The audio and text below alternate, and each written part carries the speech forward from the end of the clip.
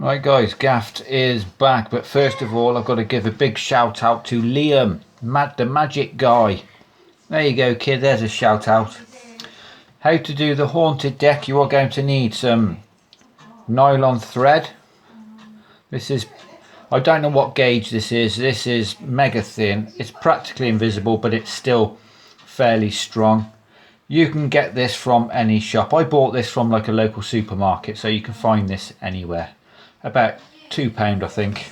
And look, yes, the hole punch. And you know what, this just turns. You don't have to undo that little screw, gaffer. So I'm going to put this on the smallest one it's got. So you got your thread, a hole punch. You are going to need some a glue stick and maybe some tape and a deck of cards. Now I've got my thread all wrapped around so it stays together, because this is a haunted deck and that's all it is. So let me just separate the deck. Ooh. Here we have 26-ish regular cards. I did keep the 4 aces out so I could do a 4 ace production, so we'd get rid of that joker. So you're going to take out your 4 aces. Now this ace of spades, I've got a little pencil dot in the corner, so when it's in the pack I can go through and I can find it.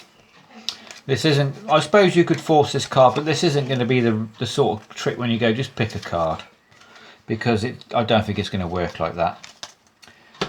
And this is your gimmick setup. This is the other half of the deck, 26 cards.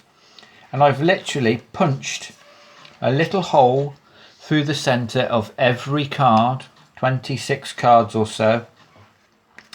And then this card is an anchor card. I used an advertising card so I wouldn't waste a card. And the top of this is the joker. So basically you're going to put your thread through the last card.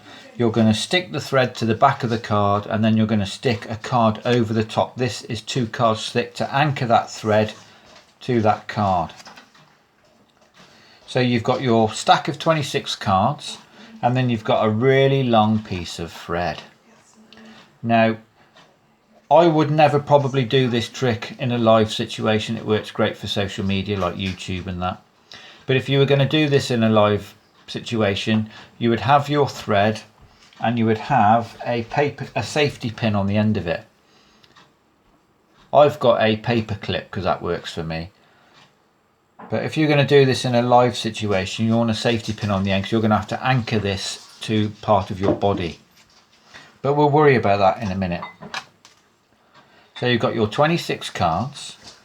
You've then got your 3 aces and your ace of spades, which you have pencil dotted so you can find it. These aces are going to go on the top of the deck, but before we put these on the top, you're going to get your cards.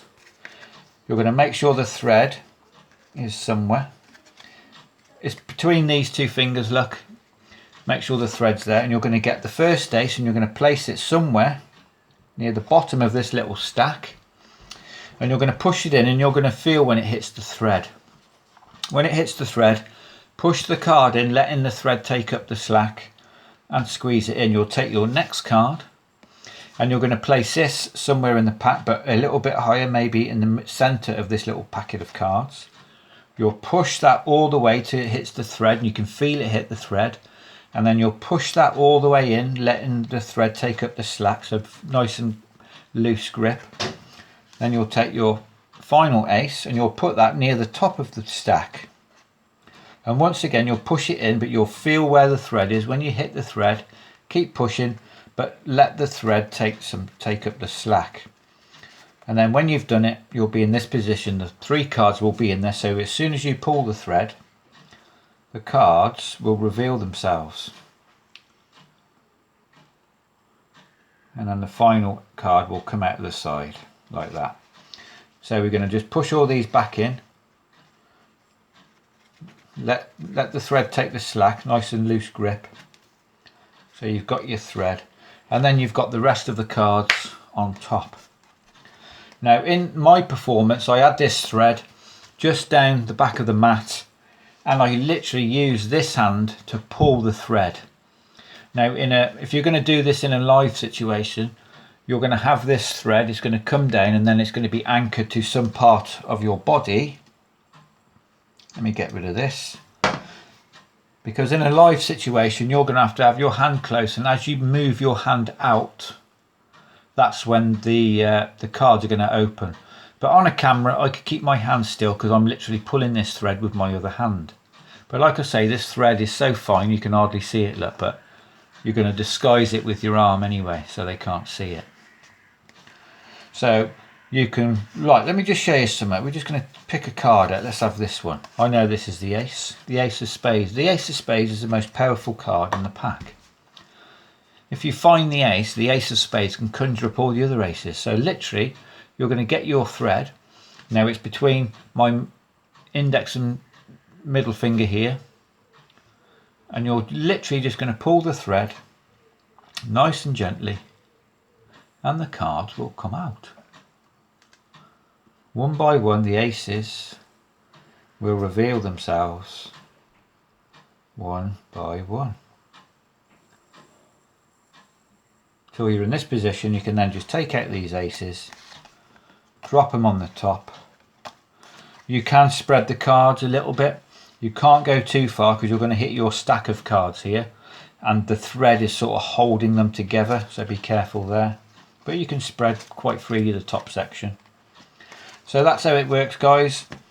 You've just got a block of 26 cards or so with a hole through the centre with a piece of thread going right through it. Can you see that thread? And it's got an anchor card on the top, and then you've got the rest of your pack on the top of that. So like I say, I would probably never use this trick in a live situation. It's just a bit setting it up. You've got to attach this thread to yourself, and then when you've done the trick, it's like, shit, I've got to move on now because I can't even put the cards in a box or anything because you've still got this thread attached to you. But that's how I did it, guys. I used the, whatever this deck is, the tally-ho deck, because I don't really use the tally-ho cards. So I might as well make it a one-off trick, which, in all honesty, will probably never come out of this box again. So that is how to do the haunted deck. And one more little thing. I did a trick to my daughter tonight and I got her to sign a card. And she signed it. Let me just show you what she put on it, if I can find it. It's probably on the top here, isn't it? There we go, look. Can you read that? Dad's a prat. Lovely. Cheers, Liz. So comment, subscribe, like, guys, and come back tomorrow for another card trick. And I knew I've got a use for this bloody thing. Brilliant. And look, turns all by itself. Well done, Gaffer. Cheers.